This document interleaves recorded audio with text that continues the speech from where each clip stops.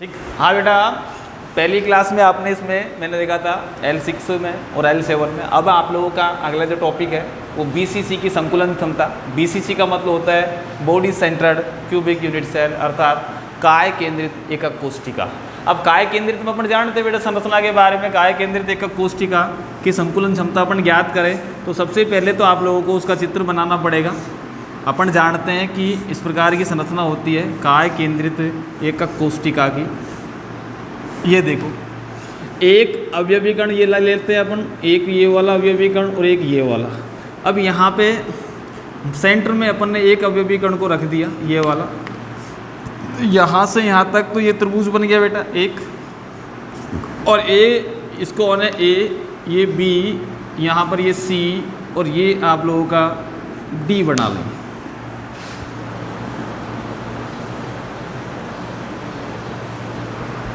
इस प्रकार से ये गोला यहाँ लगाओ केंद्र। ठीक है बेटा, तो ये संरचना बन गई आपकी काय केंद्रित एकक कोशिका, जिसमें पूरे अवयवीकरण दिखाने की आवश्यकता नहीं है, केंद्र वाला अपन ने दिखाई दिया। सबसे बाल वही संकुलन क्षमता बराबर अपना सूत्र है पिछले वाले टॉपिक का ही, उसमें कोई दिक्कत नहीं है। BCC की संकुलन क्षमता, तो BCC में एक अवयवीकरण का आयतन बटा क्रिस्टलीय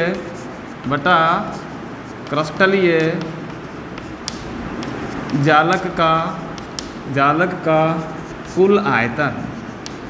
अपन प्रतिशत ज्ञात करें तो इसको अपन 100 से क्या कर देंगे बेटा, गुणा। तो इसको आप लोग इस सूत्र को आप वही सिस्टम यूँ का यूँ माना कोर लंबाई जान गए। अब यहाँ पे यहाँ तक ये वाली कोर सब्जी का ये जितना भी है, माना कोर लंबाई बराबर वही क्या बेटा, स्मॉल a। यहाँ पर फिर वही अवयवीकरण को अपन ने गोला माना है। अवयवीकरण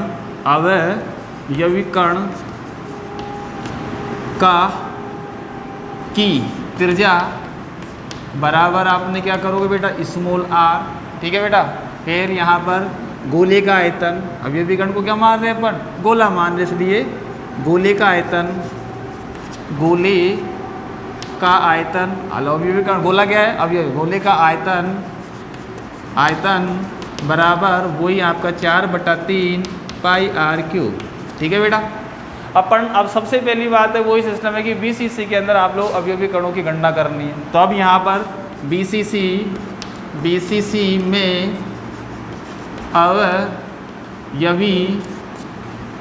में अवयवीकरण बराबर पहले निकाल चुके अपन, तो 8 कोने इंटू 1/8 प्रति कोना परमाणु का योगदान, वही सूत्र है 8 कोने इंटू 1/8 प्रति कोना परमाणु का योगदान, प्लस एक केंद्र में रहता है, प्लस एक केंद्रित परमाणु अणु आयन गोला कुछ भी बोलो, इंटू योगदान किसी का नहीं, अकेले का ही है, तो हम कह सकते हैं सीधा हम बोल दें 8 इंटू 1/8, ये समझ में आता है, प्लस 1 इंटू 1 क्यों लिखा, क्योंकि केंद्रित पर किसी परमाणु खुद ही का ये योगदान। तो बराबर कितने आएंगे बेटा, आप अवयवीकरण बराबर आपके अवयवीकरण कितने आ गए, 2 आ गए। अब अपन जानते हैं एक अवयवीकरण अर्थात एक गोले का आयतन होता है बेटा 4/3 पाई r³। तो यहाँ पर BCC में अवयवीकरण का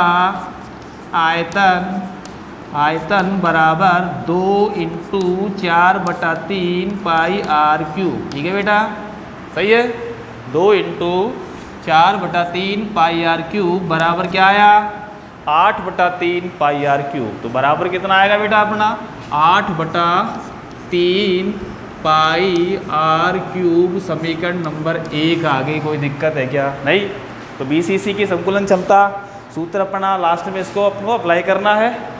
फिर माना कोर लंबाई वही सिस्टम यूँ का यूँ, अवयवीकरण की त्रिज्या स्मॉल r, एक अवयवीकरण का आयतन बराबर 4/3 पाई r³, क्योंकि अवयवीकरण को अपन गोला मान रहे हैं। BCC में अवयवीकरण 8 इंटू 1/8 प्लस 1 इंटू 1 क्यों किया, एक केंद्रित परमाणु और उसी का एक का ही योगदान है, बराबर 2 अवयवीकरण। BCC में अवयवीकरणों का आयतन 2 इंटू 4/3 पाई आर क्यूब बराबर 8/3 पाई आर क्यूब। तो समीकरण नंबर 1 हो गई बेटा। फिर उसके बाद अपना अगला वही पाइथागोरस प्रमेय से। अब पाइथागोरस प्रमेय लगाओ तो इसके अंदर आपको दो क्या दिखाई दे रहे हैं बेटा, एक ए बी सी और एक आपका ए सी डी दिखाई दे रहा है। तो ये भी क्या चीज़ है, इसमें पाइथागोरस प्रमेय। तो सबसे पहले है त्रिभुज ए बी सी से, सबसे पहले अगला बोलोगे बेटा पाइथागोरस प्रमेय से। अब यहाँ पर त्रिभुज ए बी सी से सबसे पहला काम है वही आपके निकालोगे बेटा, यहाँ पर ए सी निकालना। तो यहाँ बराबर त्रिभुज है तो ए सी स्क्वायर बराबर A B square plus B C square. ठीक है बेटा। तो वही ए सी स्क्वायर बराबर अपन जानते ए बी क्या है बेटा, कोर है। तो यहाँ पर भी आपका ये स्मॉल ए, ये भी ए, तो क्या आएगा बेटा बराबर ए स्क्वायर प्लस ए स्क्वायर। तो ए सी स्क्वायर बराबर 2a स्क्वायर, ये हम कह सकते हैं ए सी बराबर हो गया बेटा a√2। सही है गलत है, ए सी बराबर। हाँ, अब बात यह है कि बेटा अगला जो सिस्टम है कि ए सी को तो ले लिया अपन ने, ए सी का मान आएगा ए या 2a स्क्वायर करो अपन, समीकरण यहाँ तक ही रखना है, वैसे कोई दिक्कत वाली बात नहीं है। तो ए सी स्क्वायर का जो मान है वो चीज़ अपन को लेनी है। अगला जो त्रिभुज है यहाँ तक कोई दिक्कत, ये वाली बात चलो आगे चलते हैं। त्रिभुज अपन कौन सा लेंगे, दूसरा वाला। तो अपन ने अभी अभी एक मान निकाला है ए सी स्क्वायर बराबर क्या है बेटा 2a स्क्वायर आया था। अब यहाँ पर त्रिभुज ए सी डी से, अब यहाँ पर ये ए डी निकालो आप लोग, क्या निकालोगे, ए डी निकाल रहा है। तो यहाँ पर ये ए डी स्क्वायर बराबर a C square plus c d square. हाँ बेटा हो गया। अब आप देखो बेटा ए डी दिखाई दे रहा है आपको, चलो वो तो ए डी स्क्वायर बाद में बात करेंगे अपन। तो ए डी स्क्वायर बराबर बेटा ए सी स्क्वायर। तो ए सी सुनो, ए सी का स्क्वायर का मान क्या है आपका 2a स्क्वायर, है ना बेटा 2a स्क्वायर। और सी डी क्या है बेटा, अरे सी डी दिखाई दे रहा है, सी डी वही कोर लंबाई है अभी। तो सी डी बराबर आपका क्या हो गया बेटा ए स्क्वायर। तो हम कह सकते हैं बेटा ए डी स्क्वायर बराबर क्या आएगा बेटा, क्या आएगा 3a स्क्वायर। क्या आ गया 3a स्क्वायर। ठीक है बेटा।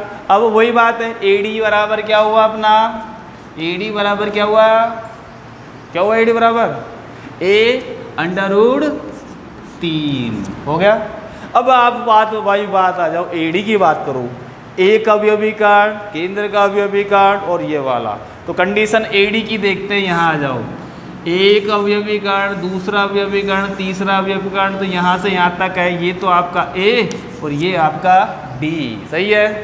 तो आर दूसरा, तीसरा और यहाँ पर आपका कौन सा आर हो गया बेटा, ये चौथा।